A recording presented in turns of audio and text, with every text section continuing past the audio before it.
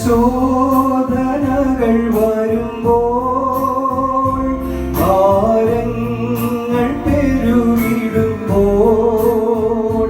നിന്നെ കാത്തു സൂക്ഷിച്ചൊരു കാന്തനല്ലോ നിന്റെ ഭാരമെല്ലാം ചുമന്നു. നിന്നെ കാത്തു സൂക്ഷിച്ചൊരു കാന്തനല്ലോ നിന്റെ ഭാരമെല്ലാം ചുമന്നു. ദൈവനാമത്തിന് മഹത്വമുണ്ടാകട്ടെ. ഇന്നത്തെ പ്രഭാത ധ്യാനത്തിനായി 22-ാം സങ്കീർത്തനം 4-ാം വാക്യം.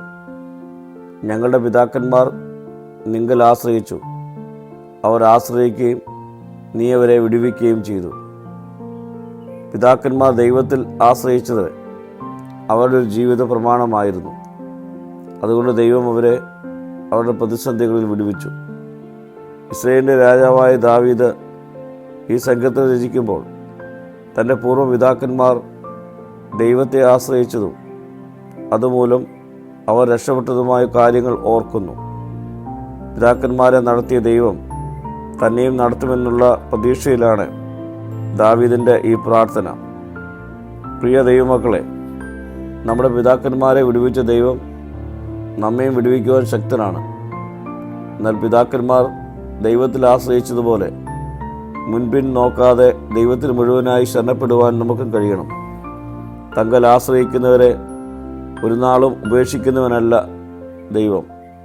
പലപ്പോഴും നമ്മുടെ ആശ്രയങ്ങൾ മാറിപ്പോകുന്ന ആശ്രയങ്ങൾ നിലനിൽക്കുന്ന ലോകത്തിൽ മാറാതെ എന്ന് നിലനിൽക്കുന്ന ആശ്രയമായ ദൈവത്തിൽ നമുക്ക് ശരണപ്പെടാം.